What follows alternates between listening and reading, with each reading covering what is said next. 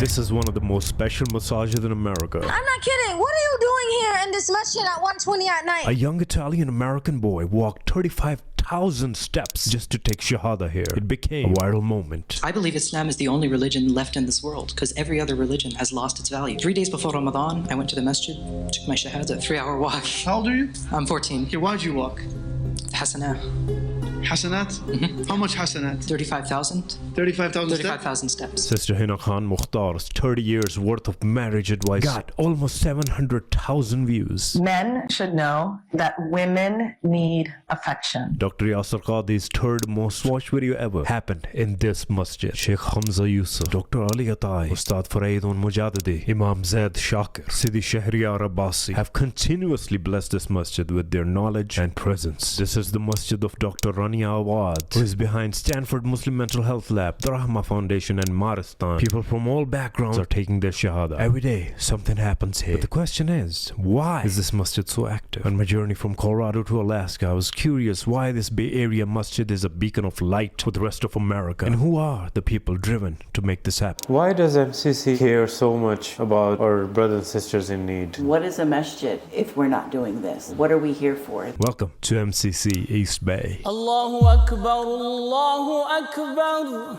Assalamu alaikum. My name is Munir Safi and I'm the community director here at the MCC East Bay in Pleasanton. Alhamdulillah, we have a large online following on the various platforms as well. We usually live stream and record every event happening. The idea is to share the light with the rest of the world. Let's talk about that, Brother Munir, because mashallah, that is one of the reasons why I wanted to come to MCC, is how viral this masjid has become because of the speeches and the videos that come out of here, which is very unique to the rest of the content that comes out usually from other masajid. How did that happen? Where did it start? The vision, the idea? Yeah, mashallah, we're very blessed to be able to capture and share the light of the speakers that we're honored to host around here. I think with me personally, I grew up in the Midwest, Nebraska, and we didn't have the community like we have out here. So I would constantly be waiting anxiously for like Zaytuna College to drop a video or something like that. This was like 2010. There was a lot of content coming out. So whenever I come to the Bay Area, I'd purchase CDs and take them back because there was a lot of content over there. Previous to this, I was a reporter, a journalist for many years. Back then, I was involved in masjids in my hometown in Missouri. And I always wanted to get out of that field and, Ya Allah, I want to work for you. I remember making that dua in Ramadan. I want to work for you. And after I moved to California, my dua was answered in spades with this place. I'm just thrilled because Allah could send somebody else to do the job and probably a lot better than me. That's why every day I just try to do better and better. As hard as it is some days, you get through it, inshallah. What makes you feel, alhamdulillah, it's worth it? For me, it's what we were talking about earlier, the media channel, because I used to be that person tuning in because I didn't have a local community. There was no Muslim community that was bustling. We had about 50 Muslims in the town that I lived in. Right. And to find faith was very hard through community. And I think that's what, when I see the comments, when I see the views, that really helps me continue on every day. Mashallah, fuels your energy, mashallah. And once I came here and started being a part of this community, I saw the videos and all the great speakers that we were having. Alhamdulillah, we were able to make the investment right before COVID into the equipment that we need to live stream and record everything. Mashallah. And then it just hit at the right time. And then all of a sudden we were able to really pump out the videos a lot more than we were able to. And I think it became a need as well. People were hungry for community. People wanted to find faith through community, and the community wasn't available to them. So once they had the channel of the virtual option, they really grasped onto it. And we just saw a lot more engagement online. Post-COVID, we've made a pretty concerted effort to put more resources towards our media channels, and it's paid off very well in the sense that we have people from around the world that are commenting on our videos and are just very happy about the content we're putting out. And that's more encouraging for us to invest more into the resources, the equipment here to get what we need, put out great content. Because we are very blessed to be within the proximity of Zaytuna College and all the great speakers that we're very happy to host on a regular basis. The fact that this is such an amazing place to be in. You have MCC, a beautiful, amazing masjid. You know, everybody seems happy to be part of this. And you have Zaytuna, you have Stanford, all these other organizations. How does it feel to be part of such a significant Muslim community in the U.S.? Very thrilling to be a part of this on a daily basis. My days are never the same. I'm always pushing community forward. You're thinking about that kid who's in a community who doesn't have a community. Something that I share obviously as well. How important do you feel is telling our own story by yourself as Muslims in America? So important, because if you are not telling your story, somebody will happily tell your story for you. I always say, if you don't have a seat at the table, soon you'll be on the menu. This is why we support so many of these organizations that are supporting Muslims going into politics, media, and arts, which are high social impact careers. Like today, after Jummah, for our youth, then we're going to have a panel here with different careers to kind of get them out of the traditional, the holy trinity of doctor, engineer, or attorney. Yes. Get them out of that mindset and get them into politics, get them into media. The field that I was in before, very underrepresented, but I saw the impact in the 5 years that I was in media, how much of an impact I had. With 40, 50,000 people a day reading your name on the byline, and they knew, whatever Absolutely. you put out there is going to be good content, honest reporting. That was my dawah, and I try to say that we need to do dawah with careers that we have. If the kids are going into high social impact careers, and I think right now there's a shift also. The community was a lot more apprehensive about mental health treatment or coming here for addiction help. And Dr. Rania and a lot of other great pioneers in the Muslim community have broken down those doors. Every day, it seems like there's somebody contacting me saying, I need marriage counseling, I need personal counseling. It used to be such a taboo, and now people are coming in on a regular basis. We have an amazing partnership with Dr. Rania, who does the marathon here, and she has her own counseling office here. In-house, alhamdulillah. Yeah, in-house. So they're coming into the masjid space to get counseling.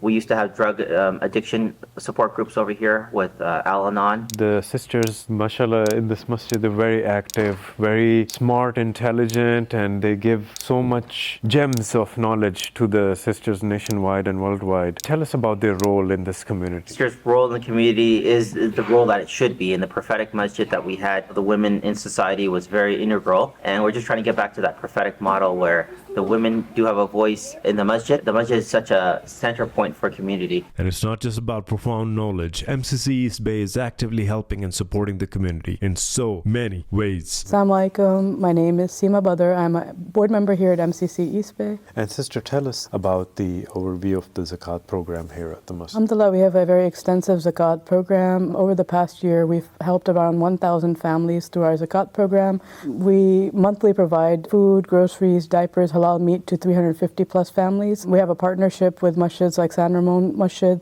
where we do apartment setups, we host refugee bazaars. We've hired a caseworker that's also helping to find refugee families work and housing.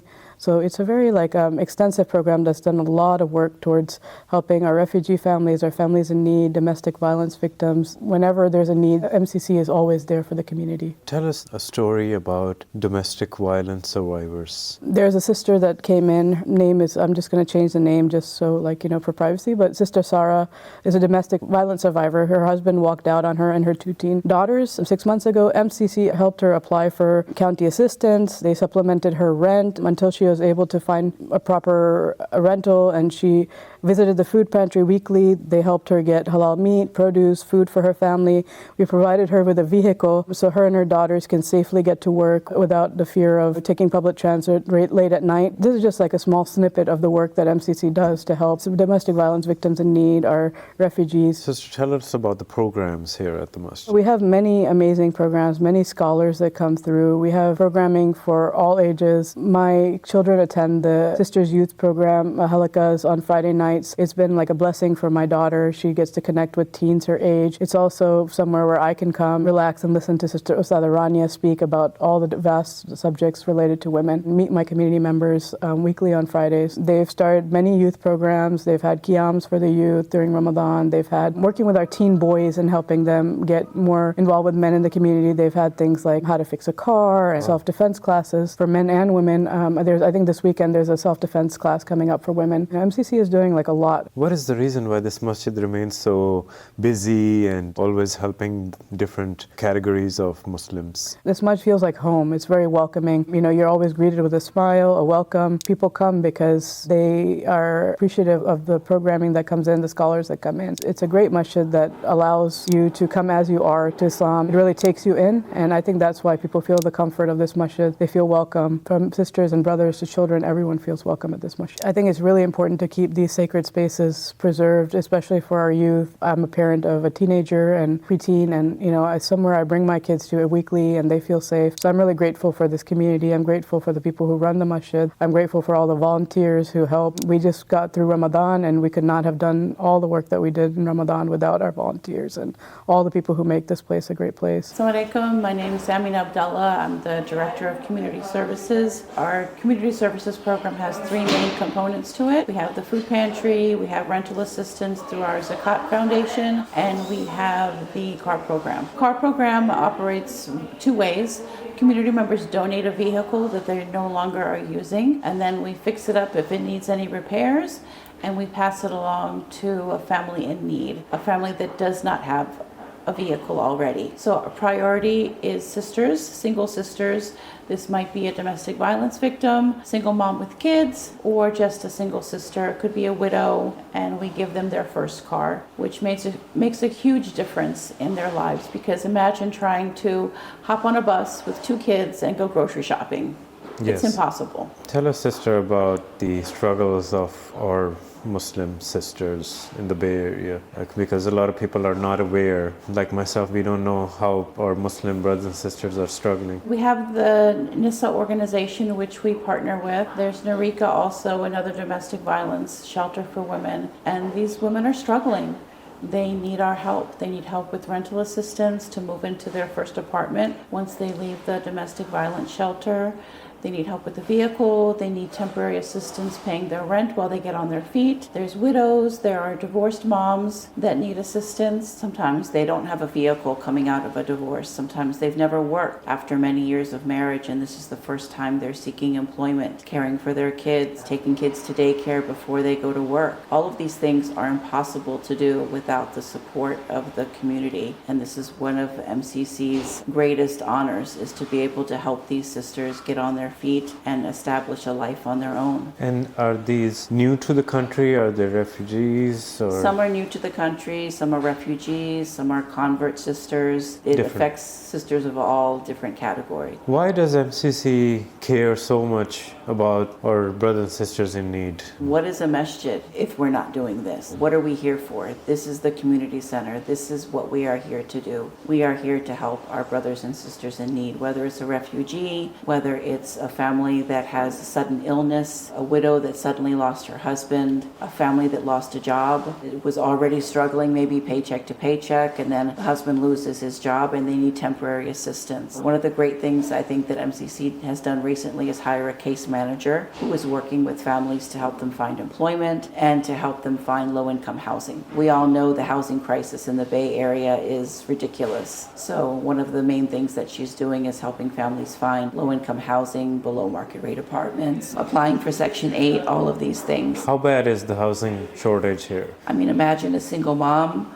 with 3 kids and she has to rent a 2-bedroom apartment. Yeah. Easy, $2,500, $3,000. How is she going to afford that? It's impossible. Absolutely. Yeah. And mashallah, the masjid is helping with that. Whatever you're doing right now, how would you like it to be better? Or, the need of the community is not going to go away. There's always going to be someone in need. Our goal is to get families who need zakat, give them the temporary help they need, give them the rental assistance, give them the first vehicle, help them with food, because food stamps is just not enough, especially when you have many children. Give them this temporary need, then help them, let them work with the case manager, and the case manager can find them employment or better employment, fix up their resume, do some job interview training and help them learn how to conduct a successful interview, get them better jobs, help them get into a nursing program, electrical engineering program, coding classes, things like this, so that they can improve their skill set and get better jobs, get them out of zakat. Nobody wants to be the one coming saying, help me, but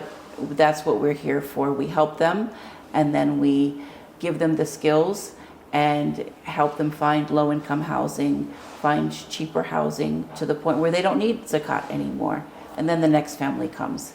And it's just a cycle. But what you don't want is families to have to be on Zakat year after year after year. Nobody wants that. So we want to take our assistance to the next level, give them the temporary help they need, and then help them improve their lives to the point where they're self-sustaining. You've been working with these families. What's the most fulfilling feeling that you feel working with them? It's hard to say. Giving a single mom a car is huge because it's such a game changer for them. It completely alters their life. It puts so much ease in their lives, being able to grocery shop, being able to drop their kids off at daycare and then get to work. It's just the smile on their faces, the hug that you get afterwards, the sincere gratitude, knowing that they're no longer getting up at 5 a.m, dropping kids off at daycare, hopping on another bus to get to work. Then you work 8 hours a day, hop on a bus, pick the kids up from daycare, hop on another bus, and you go home. By then, what time do you have left to be a mother with your children? You feed them, you give them a bath, and you put them to bed, and you go to sleep exhausted. And then you wake up the next day and you do the same thing all over again. This gives them a life with their children. This gives them ease.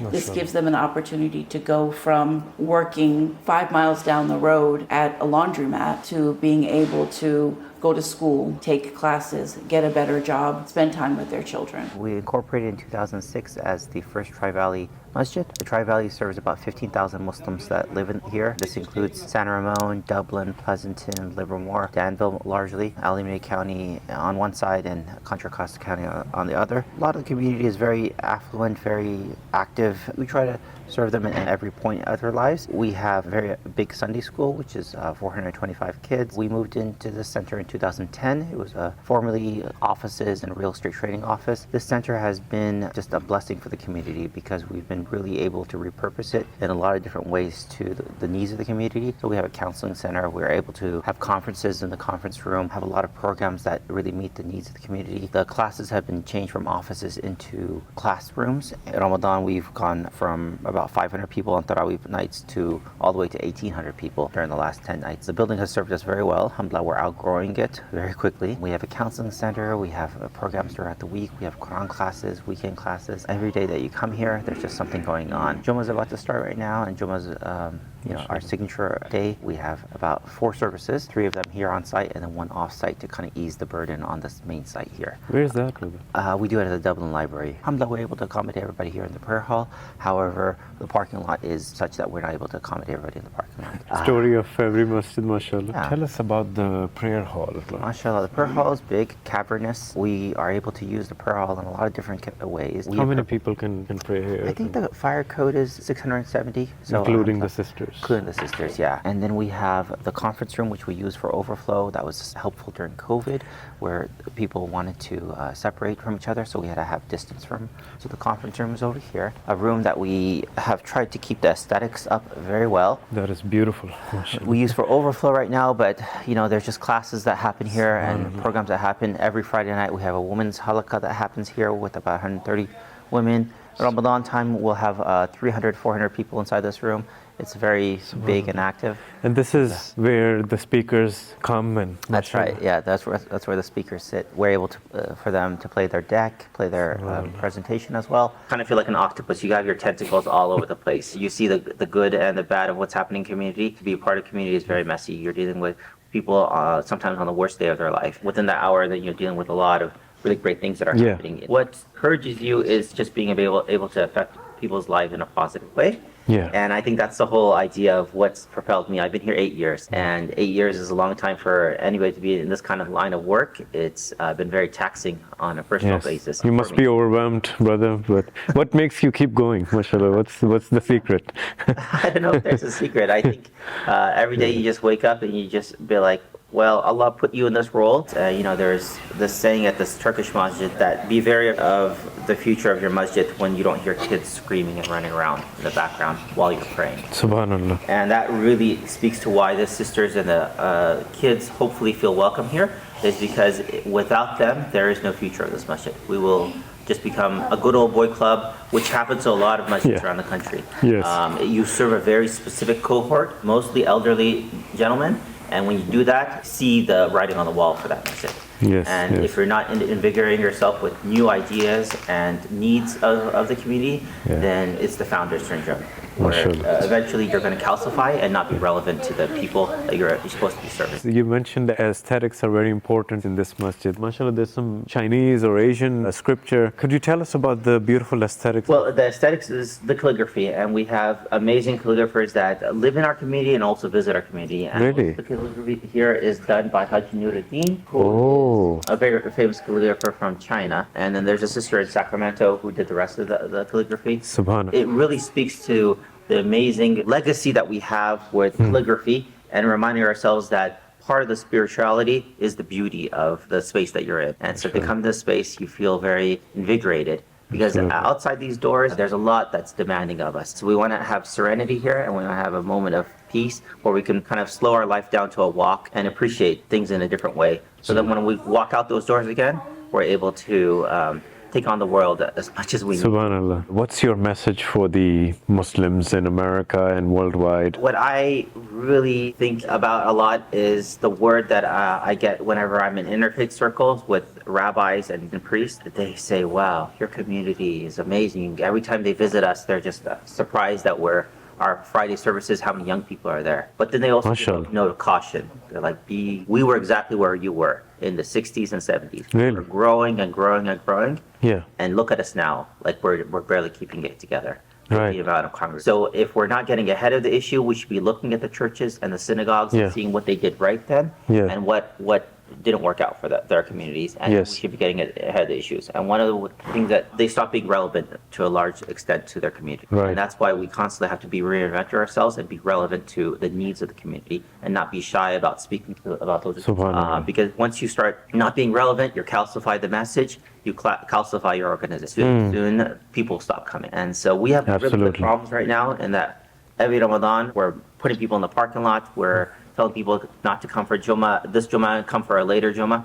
We have really good problems right now because we have a number of people. When we stop having those people, the problem is exponentially harder to get them into the building. So right now, we really, these youth are really our future. And, it's a cliche, but they really are. Without them, we will be nothing. Subhanallah, that's amazing. That's great. Jazakallah khair, brother Munir. I appreciate it. No problem. I think that was great. Come check out MCC. You see what we have to offer. It's an amazing masjid with the diverse programs, diverse community. Come see what we have to offer. Come volunteer. We have the most amazing volunteers here. Come volunteer with our food pantry.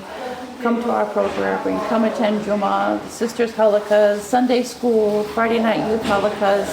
Come check us out and be a part of what we're doing. Thank you so much, sister. You're welcome. Assalamu alaikum. My name is Syed Ahmed, and I'm doing the voluntary work here at the lunch program since they started this masjid. And before this masjid they started, we used to be in the rental property somewhere downtown close to Pleasanton. And then we got this, alhamdulillah, we got this property. Since then we expanded a lot. So that place, when was that? 7-8 years ago. Okay. After that we moved here, I think at least 5-6 years ago. 5-6 years ago, mashallah. And since then, nearly tenfold I can say the people who's coming. Increased? Yes. How much increase? I can say tenfold. Tenfold, mashallah. 10 times. 10 times. Because of the masjid? Because of masjid. A lot of Muslims live in this area? Yes, there are a lot of Muslims living right now, but there are a lot of people, they moved also from other areas here. For this one, there were not this many. Like which areas? Fremont, University, San Jose, they moved here because they did a lot of new construction here, the homes. Maybe last in 3-4 years, they might have built 3,000-4,000 homes. In Pleasanton? In Pleasanton, Dublin, San Ramon. Tell us about the Muslim community here. Muslims are well-educated Muslims. Where the background mostly from where? India, Pakistan, Bangladesh, then the Middle Eastern countries also like Saudi Arab, other countries. Afghanistan? I've got a lot of people in Afghanistan. And how do you feel being part of this masjid? Alhamdulillah, I feel proud. Why do you love it so much? This area is very peaceful and quiet, and all the neighbors are very nice neighbors. What's the best thing you like about this MCC? The MCC, alhamdulillah, they bring very good lecturers, they give very good lectures, and the people, they enjoy it and they follow. MashaAllah, that's amazing. All right, thank you, brother. Jazakallah khair.